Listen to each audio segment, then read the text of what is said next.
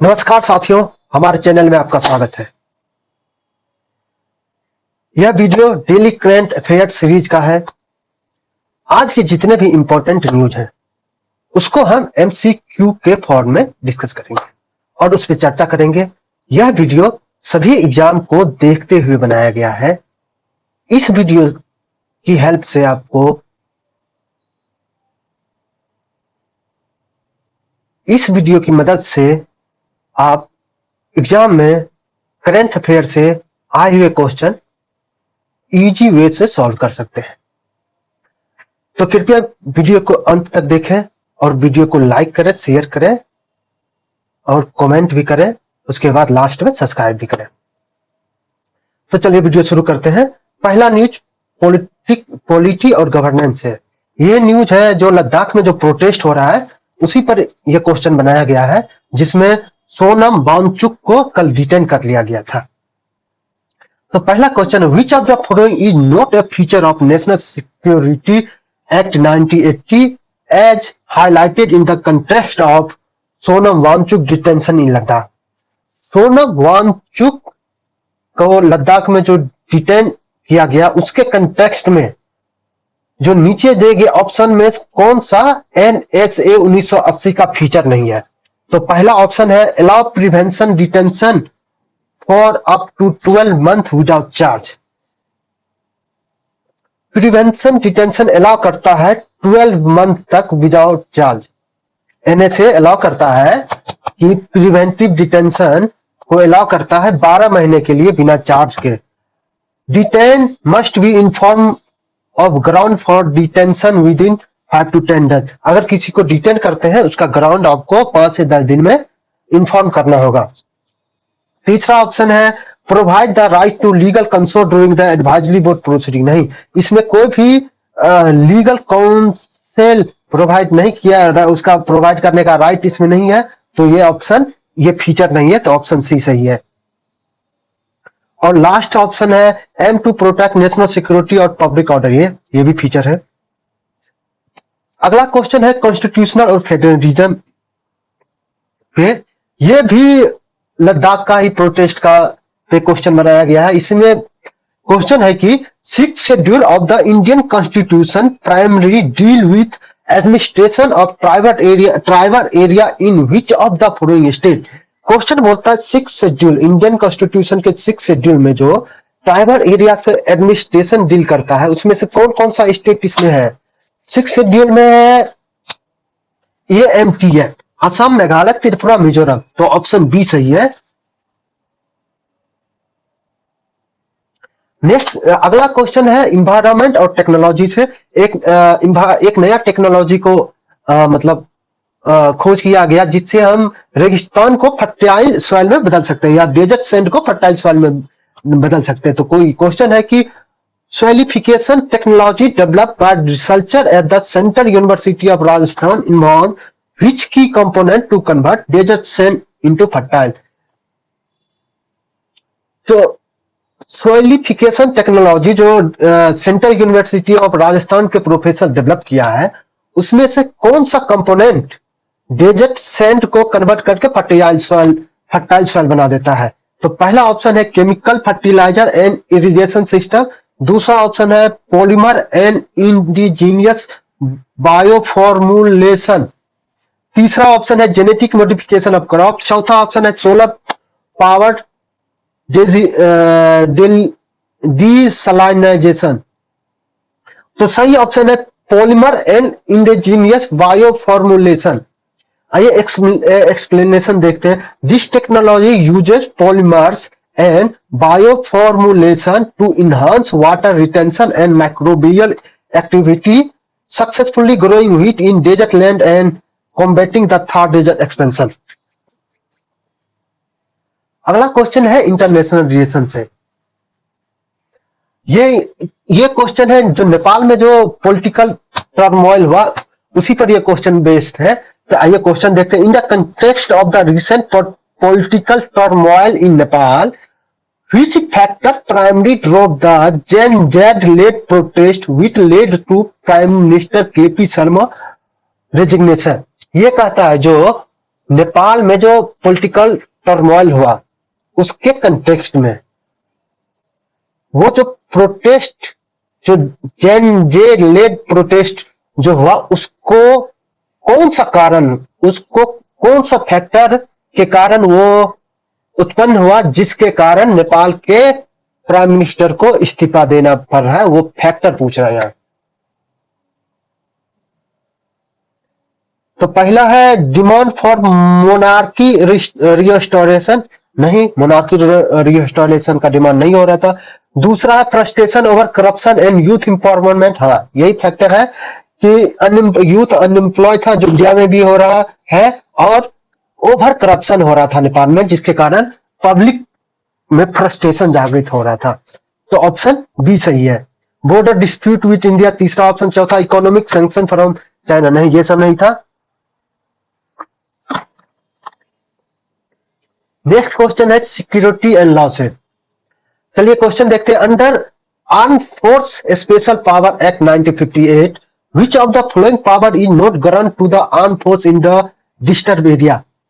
Question कहता है under AFSPA 1958 के अंदर कौन सा पावर आर्म फोर्स को ग्रांट नहीं किया जाता है डिस्टर्ब एरिया में, कौन सा पावर नहीं ग्रांट किया जाता है? तो आइए देखते हैं option. Shoot to kill person acting in contravention of law, हाँ ये पावर ग्रांट किया जाता है। Arrest without warrant second option है, ये भी पावर दिया जाता है। Prosecution without union government sanction, ये भी पावर दिया जाता है। और लास्ट ऑप्शन है declare an area as disturb without government approval, नहीं ये पावर नहीं दिया जाता है। Declaration of the disturb area ये किसके द्वारा, सेंट्रल गवर्नमेंट और गवर्नर के द्वारा किया जाता है, ये आर्म फोर्स के द्वारा नहीं किया जाता है। AFSPA extend in the part of Manipur, Arunachal Pradesh और नागालैंड, ये 3 स्टेट में भी के पार्ट में या तीनों स्टेट में एक्सटेंड किया गया है, और कश्मीर से एस्पा को हटा दी। चलिए अगला क्वेश्चन है सोशल इंक्लूजन से। जो आइए क्वेश्चन देखते हैं। Pilot project in Gujarat to recruit transgender individually as a traffic marshal align with which legislation framework, किस लेजिस्लेटिव फ्रेमवर्क के अंदर ट्रांसजेंडर को रिक्रूट कर रहा है गुजरात के पायलट प्रोजेक्ट में? पहला ऑप्शन नेशनल सिक्योरिटी एक्ट 1980, दूसरा option transgender person protection of right act 2019, yes option B सही है। इसी के अंदर पायलट प्रोजेक्ट जो गुजरात में है उसमें ट्रैफिक मार्शल में ट्रांसजेंडर को रिक्रूट कर रहा है, option B is correct. Economic और रेगुलेशन से है। जो ऑनलाइन गेमिंग एक्ट जो उसका regulation and promotion of online gaming act 2025 आया है, जो न्यूज में है, सभी online gaming company Supreme Court चल गए हैं और उन्होंने फंडामेंटल राइट का वायलेशन पर पिटीशन डाले हैं, उसी पर क्वेश्चन है। Promotion and regulation of online gaming act 2025 has been challenge in the Supreme Court primary on ground of violating with fundamental rights. जो ये जो promotion and regulation of online game 2025 act 2025 है, इसको सुप्रीम कोर्ट में challenge किया गया है fundamental right पे। तो वो कौन सा फंडामेंटल राइट के कारण चैलेंज किया गया है? पहला option right to privacy article नहीं, 21 नहीं, right to carry on occupation trade और बिजनेस आर्टिकल 19(1)(g) के अंदर यस, इसी के अंदर right to education article 21A नहीं, right to property article 30A नहीं। तो option B is correct answer. अगला क्वेश्चन चलिए देखते हैं, इंटरनेशनल अफेयर पे है। यह क्वेश्चन है ईरान और रशिया के बीच रिलेशन पे। तो क्वेश्चन देखते हैं। The 25 billion nuclear deal between India and Russia involves the construction of nuclear power plant in which Iran province, किस ईरान प्रोविंस में ईरान और रशिया के बीच में 25 बिलियन का न्यूक्लियर डील हुआ है जिसमें न्यूक्लियर पावर प्लांट का कंस्ट्रक्शन होगा? पहला ऑप्शन तेहरान, दूसरा इस्फान, तीसरा हॉर्मोजेगान, चौथा कुर्दिस्तान। तो सही ऑप्शन सी है हॉर्मो। नेक्स्ट क्वेश्चन है ट्रेड एंड इकोनॉमी से न्यूज है। ये former US president Donald Trump's new tariff on import including drugs and trucks are primary justified under which US legal provision. जो अभी जो यूएस के president है ना ट्रंप, उन्होंने नया टैरिफ अनाउंस किया है, तो वो टैरिफ किस यूएस लीगल प्रोविजन के अंदर अनाउंस किया है? तो वो सेक्शन 232 इन्वेस्टिगेशन के अंदर किया है, जो है ट्रेड एक्सपेंशन एक्ट 19 कुछ है, उसके अंदर किया है। तो इस एक्ट में, इस प्रोविजन में है कि यूएस का प्रेसिडेंट जो है वो टैरिफ, इंपोर्ट पर टैरिफ लगा सकते हैं और इंपोर्ट को रिस्ट्रिक्ट कर सकता है अगर नेशनल सिक्योरिटी ट्रेड इंपोर्ट से होता है तो। अगला क्वेश्चन है इन्वायरमेंट एंड जुडिशियरी पर। चलिए क्वेश्चन देखते हैं। In its ruling on fire cracker regulation, the Supreme court emphasized a balanced approach to recognize which two fundamental rights। जैसे फायर क्रैकर, जब दीपावली आती है तो हर एक साल ये सुप्रीम कोर्ट जो है फायर क्रैकर रेगुलेशन पर कुछ न कुछ अप्रोच है। इस साल वो उन्होंने बैलेंस अप्रोच निकाला है, जिसमें कौन सी टू फंडामेंटल राइट को रिकॉग्नाइज किया है। तो पहला option right to equality and right to freedom of speech, दूसरा ऑप्शन है right to livelihood and right to clean environment, तीसरा option right to privacy and right to education, चौथा right to property and right to religious. देखिए तो सही option भी है right to livelihood and right to clean environment. दोनों के बीच में बैलेंस अप्रोच लेके सुप्रीम कोर्ट ने रेगुलेशन निकाला है फायर क्रैकर के लिए। साइंस एंड स्पेस से का न्यूज है, जो एग्जाम 4 मिशन न्यूज में है। तो क्वेश्चन आइए देखते हैं। The Axiom 4 mission study on diabetes management in space involve an Indian astronaut. Axiom 4 mission में कौन इंडियन एस्ट्रोनॉट इन्वॉल्व हुआ था? तो ये शशांक शुभंकर शुक्ला था। तो ऑप्शन सी सही है। नेक्स्ट क्वेश्चन इकोनॉमिक और इंफ्रास्ट्रक्चर पे है। ये 69,725 crore package for upgrading Indian shipyard. Indian shipyard को अपग्रेड करने के लिए 59,725 करोड़ का पैकेज।